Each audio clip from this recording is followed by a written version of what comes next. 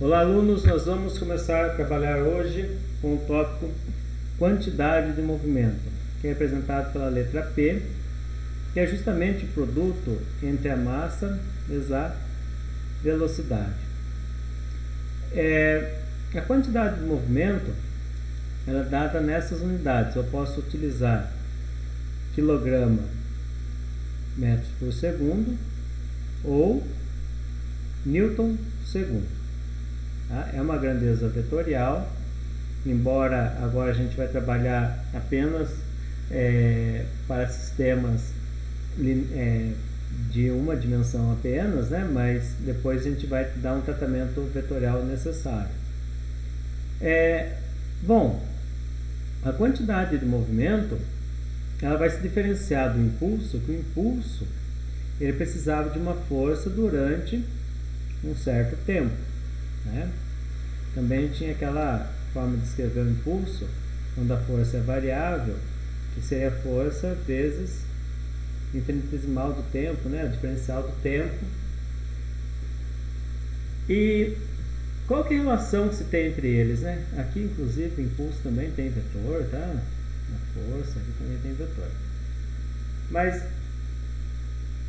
o que diferencia um do outro, né? Como eu falei para vocês, a quantidade de movimento vai depender justamente desse produto entre a massa e a velocidade. Por exemplo, um caminhão pode ter a mesma quantidade de movimento que uma moto? Sim. Depende apenas da velocidade dessa moto, né? Embora a gente saiba que a massa seja pequena. E a mesma coisa ao contrário, né? Bom, vamos colocar aqui um exemplo. Nós temos aqui um carro. Eu vou colocar aqui a velocidade dele em metros por segundo. Vou que a velocidade seja de 10 metros por segundo. E daí ele vai continuar com essa velocidade de 10 metros por segundo. Tá? Ele está com uma velocidade constante. Ele tem quantidade de movimento? Sim. Né? Vamos supor que a massa dele seja 800 kg. Aqui também. Vamos supor que a massa sempre permaneça constante. Ele tem quantidade de movimento? Sim. É só multiplicar a massa, que é 800, vezes a velocidade. Então a quantidade de movimento dele vai ser de 8.000 newton segundo, ou 8.000 kg metros por segundo. E aqui também, né? Para todo instante ele vai ter quantidade de movimento. Só que é diferente dessa outra situação. Vamos supor que nós temos aqui o carrinho, ele está com uma velocidade, o mesmo carrinho, ele mesma massa, né? 10 metros por segundo, e de repente, depois, ele passou a estar com uma velocidade de 15 metros por segundo. Então, quanto que é a quantidade de movimento inicial dele? 8.000 newton segundo. E qual que é a quantidade de movimento final?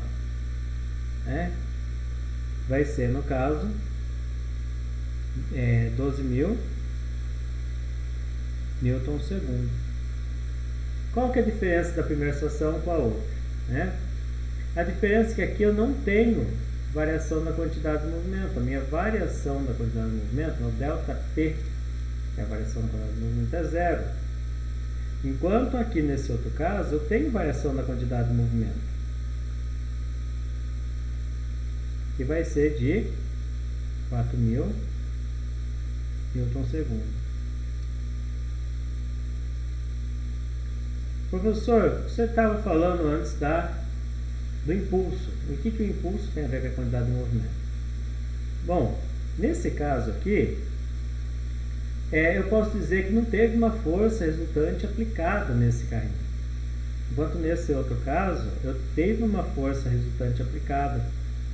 Mas independente de qualquer coisa, eu tenho algo que é muito importante no teorema do impulso, que fala que o impulso ele é a variação da quantidade de movimento. Ou seja, O impulso não é só definido que é a força vezes o tempo. O impulso também é igual à variação da quantidade de movimento. Então, no primeiro caso, eu não tive impulso nenhum. No segundo caso, eu tive impulso. Quanto foi a força, então? Não sei. Quanto foi o tempo? Não sei. Mas eu sei que a força vezes o tempo que eu precisei aplicar aqui, para ser suficiente para chegar a 15 metros por segundo, teve que ser de 4.000 newton-segundo. Tá? Isso aqui é bastante importante para vocês identificarem o que vem a ser o impulso e a sua utilidade. Eu tenho o histórico do que aconteceu com a velocidade aqui. De repente ele ficou com 10 metros por segundo a maior parte do tempo, e lá no último segundo ele chegou a 15 metros por segundo. Isso importa? Não, porque de acordo com o teorema do impulso, só importa a situação inicial e a situação final, ou seja, é uma grande sacada do que ocorre no dia a dia nosso quando nós medimos alguma situação da física. Tá? Por quê? Vamos pensar assim, um carro de Fórmula 1 está parado. Você acha que qualquer carro, eu estou falando sem ser por explosão, propulsão, desacoplamento de peças, alguma coisa desse tipo, um carro está parado, ele sai a 100 km por hora do nada? Isso não ocorre. A mesma coisa quando um carro vai realizar uma frenagem, né? Você sabe que você percorre uma distância ao pisar no freio.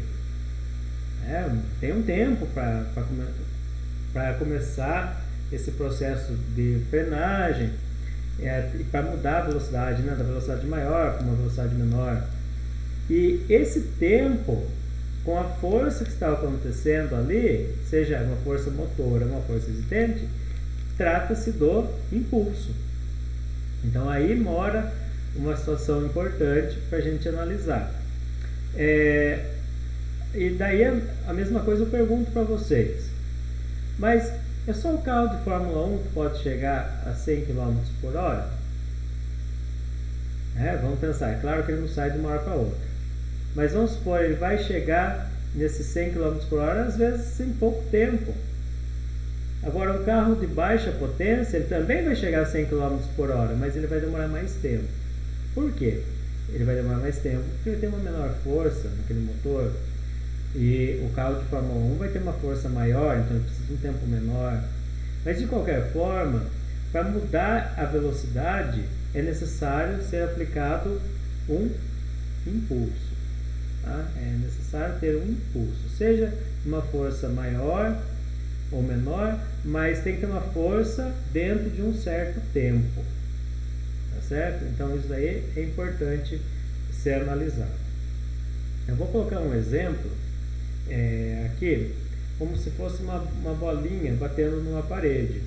Tá? Vou apagar aqui a nossa lousa. Vamos supor que nós temos aqui uma parede e tem uma bolinha e ela está indo com uma velocidade de 20 metros por segundo. Só que ela vai quicar nessa parede e ela vai voltar com 10 metros por segundo. Certo? A bolinha tem uma massa que é de 0,1 kg. Eu sei o tempo que essa bolinha vai ter de interação com essa parede? Não sei o tempo. Sei o valor da força? Também não sei. Mas olha que interessante. A partir do conceito do teorema do impulso, que eu sei que o impulso ele é a variação da quantidade de movimento, eu posso descobrir isso, né? Então, por quê? É só pegar a massa e multiplicar vezes a variação dessa velocidade final menos a inicial. Eu vou colocar aqui um sentido para a trajetória. Tá? A trajetória minha positiva é para cá. Então, o impulso, quanto que é a massa? 0,1. A velocidade final é 10, menos a velocidade inicial, que é menos 20, né? Porque a trajetória minha eu estou colocando da esquerda para a direita. Embora, pessoal, o impulso sempre é dado em módulo, mas aqui nessa razão vetorial, né, porque aqui tem um vetor e aqui também tem um vetor, né, cada um deles, ele vai ser sempre dado em módulo, tá bom? O impulso, o que vai acontecer? O impulso sofrido pela bolinha em contato com essa parede vai ser de 0,1 vezes 30, ou seja, o impulso vai ser de 3 newtons/segundo.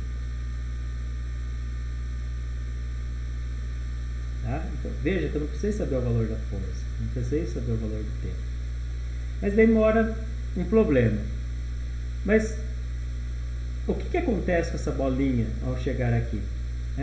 Eu vou colocar algumas situações aqui, tá? Do que pode ocorrer com essa bolinha. Então ela está chegando na parede, ela começa a ficar achatada, depois ela vai só achatamento máximo, depois ela começa a voltar ao desenho que ela estava antes, depois ela fica na forma original e isso aqui é na vinda, né?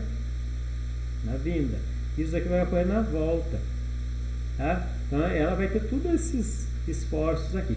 Provavelmente ela teria um gráfico que seria descrito da seguinte forma, da força em função do tempo. Ela teria esse desenho aqui, ó, chegando ao seu ápice maior da força quando ela deformar totalmente. Eu tenho condições de descobrir o valor da força, esse valor do pico de força, só se eu tiver um computador, um vídeo bem assim, que possa registrar muitas imagens por segundo e saber qual foi o intervalo de tempo em milésimo de segundo para ficar aqui nessa situação. Mas eu tenho condições de descobrir quanto que foi a força média. Tá? A força média eu consigo, não sei o valor dessa força, que é a força máxima. Mas a força média não é tão difícil. Vamos supor que para acontecer todo esse evento aqui fosse de 0,01 segundo. Vamos supor que eu peguei uma câmera e medi o tempo. Então eu sei que o impulso é a força vezes o tempo. Tá? Eu sei que essa força não é uma força constante, mas ela é uma força média. Tá? Então a gente coloca até um eminho aqui para identificar. Quanto foi o impulso? 3. A força média vai ser de quanto? Vamos supor que o ΔT seja de 0,01. Então a força média vai ser de 300 newton. É 300 newton o valor da força máxima? Não. Deve ser o quê? 450, 480? Não sei. Mas a força média é de 300. Isso aqui é importante, que é um valor médio. Tá? É claro que o desenho vai ser um pouco diferente, inclusive, né? Porque ele vai estar mais ou menos assim, ó. Tá? Porque na parte da saída ele fica com uma velocidade menor, então provavelmente ele faz um desenho não tão simétrico igual eu fiz aqui. Tá? Mas é uma forma de analisar essa situação. Tá? Qual foi o impulso sofrido? 3 newton/segundo. Qual foi a variação da quantidade de movimento? 3 newton/segundo, né? A variação. E quanto foi a quantidade de movimento inicial? É só multiplicar a massa vezes essa velocidade e quanto foi o final? Massa vezes a velocidade. Tá certo? É bastante simples, não tem nada de difícil. É importante apenas entender o conceito, né? O que vem a ser essa quantidade de movimento. Vou colocar aqui um outro exemplo. Acho que com exemplos já fica mais fácil, né? Vamos supor que tenha um carro, né? Ele tem uma massa de 1.200 kg e tem uma velocidade de 20 metros por segundo. Daí, eu quero saber qual que deve ser o impulso para que ele possa atingir uma velocidade de 25 metros por segundo. Quero saber quanto que deve ser o impulso. Impulso é igual a variação da quantidade de movimento. Então aqui quanto vai ser a quantidade de movimento? inicial. 2 vezes 1.200, 4.200, 4.400, opa, desculpa, é 2.400, mais um zero, 24.000 kg/metros por segundo. E aqui, quanto vai ficar? Vai ficar 30.000 kg/metros por segundo. Então, quanto que foi o impulso sofrido? O impulso, para acontecer isso, é justamente de 6.000 kg/metros por segundo, ou 6.000 Newton/segundo, que é equivalente. Mas qual que é a diferença? Daí eu falo para vocês o seguinte: se o tempo for bem pequeno, esse carro tem uma potência muito grande. Se o tempo for mais longo, a potência não é tão grande desse carro, né? Todos os carros podem fazer isso. Mas vamos supor que essa variação ocorreu em 5 segundos. Né? Então, um intervalo de 5 segundos. Então, impulso é a força vezes o tempo. O impulso, 6.000. A força é o que eu quero descobrir. E o tempo vai ser de 5 segundos. Então, a força vai ser de 6.000 dividido por 5. A força vai ser de 1.200 newton. Tá? Então, é esse o valor da força que foi aplicada, se for para 5 segundos. Se fosse 10 segundos, ele não precisaria aplicar tanta força. Com 600 newton seria possível, né? E assim por diante. Uma coisa também que pode ocorrer, de repente eu tenho uma função, né? Eu tenho aqui um carro, e eu sei que a partir de um determinado instante ele vai sofrer uma força de 1000 x 1000 mais x 1000 mais 10x 100x, tá? Então ele recebe uma força que não é constante, é uma força variável. Então, a velocidade inicial dele, vamos supor que seja de 20 metros por segundo, tá? Aqui eu coloquei x, mas ele vai ser dependente do tempo, tá? 1000 mais 100t. E eu vou falar o seguinte: eu quero descobrir qual que deve ser a velocidade final para o instante 2 segundos. A massa desse carro, vamos supor que seja de 500 kg total. Quanto vai ser a velocidade? Bom, a primeira coisa é descobrir quanto que vai ser o impulso, né? Eu sei que o impulso é igual à variação da quantidade de movimento. O impulso só que também o impulso tem uma outra coisa, que é a integral da força em função do tempo. Então o impulso vai ser quanto? Integral de 1000 mais 100 t dt.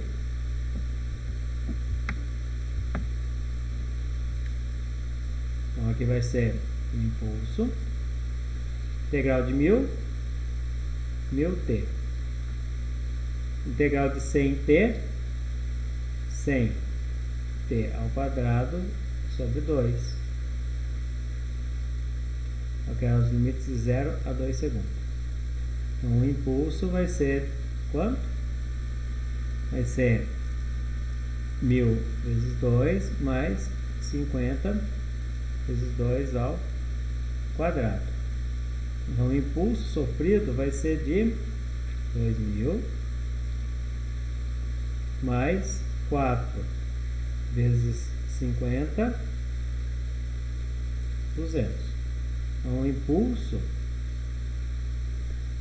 vai ser de 2,200 Newton/segundo, ou kg/metro por segundo. Mas quanto vai ser a velocidade? Bom, daí eu sei que o impulso é a variação da quantidade de movimento. O impulso é 2.200 A variação da quantidade de movimento é a massa vezes a velocidade final menos a inicial. 2.200, que é igual a 500, né? Que é a velocidade final não sei, mas inicial vale 20. Daí eu faço 2.200 dividido por 500. 2.200 dividido por 500 vai dar... eu sempre acabo utilizando a calculadora, mesmo sabendo fazer o cálculo de cabeça, que às vezes fica algum cálculo errado. Então eu passei aqui o 500, né, para o outro lado, e ficou 4,4, que é igual a V menos 20. Dessa forma, V vai ser 20 mais 4,4. V é igual a 24,4 metros por segundo. Olha que interessante.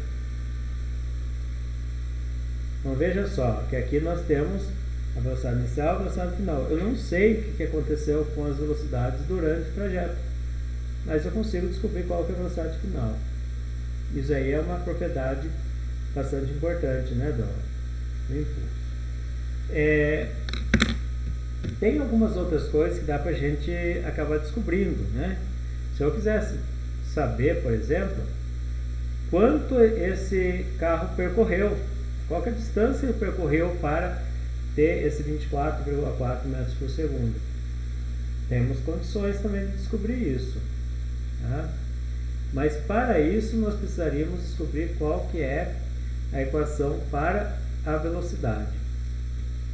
E nós vamos resolver também esse problema. Vou diminuir aqui a lousa. E como que ficaria? Então vamos lá. Um impulso é igual à variação da quantidade de movimento. O impulso, eu já vou aqui para essa equação. Tá? Eu sei que nós temos aqui esses valores, mas eu só vou deixar na forma de função ali mesmo, tá? Ou então posso colocar também o impulso, né? Aqui os valores, mas eu tenho que achar uma equação em que eu possa isolar o valor de V, tá? Então veja bem, o impulso ele é integral de F dt, e aqui vai ficar M, V final, menos V inicial. Eu vou passar essa massa para cá. Então vai ficar V menos V0 é igual a integral de F dt dividido por M. Esse menos V0 vem para cá como mais V0. Então a equação geral, tá? Ela vai ser o quê? A velocidade inicial mais a integral de F dt dividido por M, certo? E assim eu consigo ter uma equação da velocidade. Bom, professor, vamos melhorar isso? Então, a velocidade, então, vai ser quanto? Quanto que é a velocidade inicial? 20. Mais a integral de f dt eu já tenho aqui, ó, que é justamente esses termos aqui, tá? Vai ser 1000t menos 50t ao quadrado.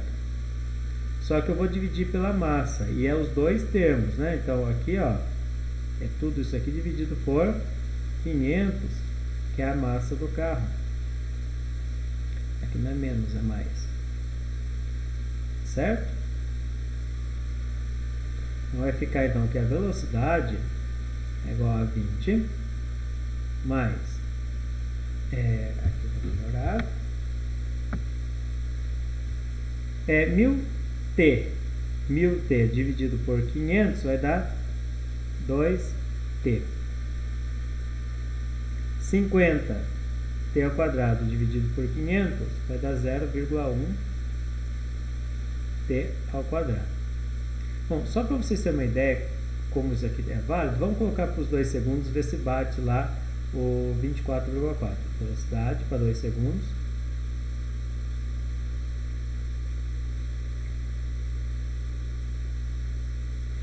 Então, a velocidade aqui vai ser 20 mais 4 mais 2 ao quadrado 4 é 0,1, 0,4. Então a velocidade vai ser igual a 24,4 metros por segundo, tá bom? É só para tirar uma prova.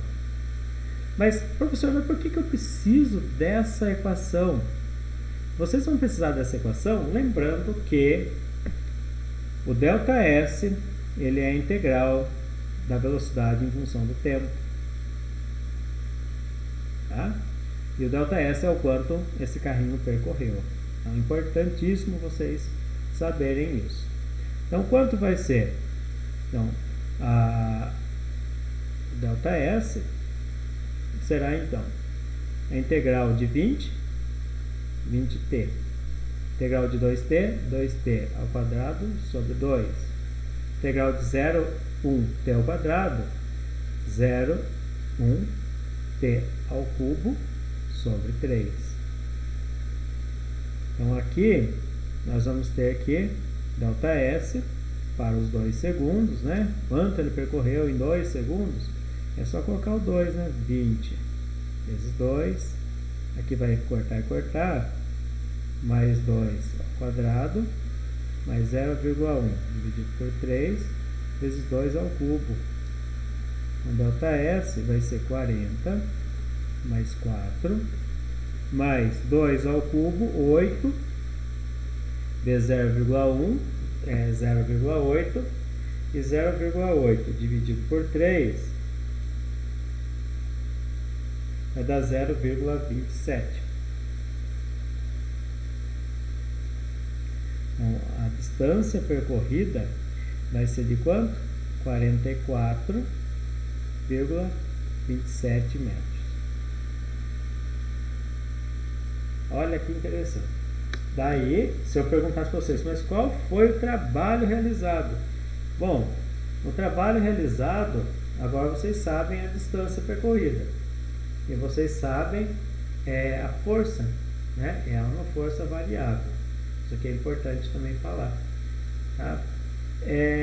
Como foi a partir desse momento, né, do T0, eu posso integrar aqui também e poder descobrir qual seria o valor da força, tá? Do trabalho realizado. Porque eu tenho agora aqui o valor da força, né? Eu tenho a distância, aliás, a distância vai ser de 0 a 44,27 e eu tenho a força. Então, só que essa força aqui, ela depende do tempo, tá? Então, precisaria ter algo dependente da distância para poder descobrir o valor do trabalho. Tá? Então, como ele não está, então não tem como eu descobrir. Mas, de uma forma geral, a força inicial é 1000, né? E a força final seria 100 vezes T. Então dá para tirar uma média entre essa força e descobrir quanto seria o trabalho. Tá certo? Qualquer dúvida, nós podemos tirar dentro dos plantões. E até a próxima.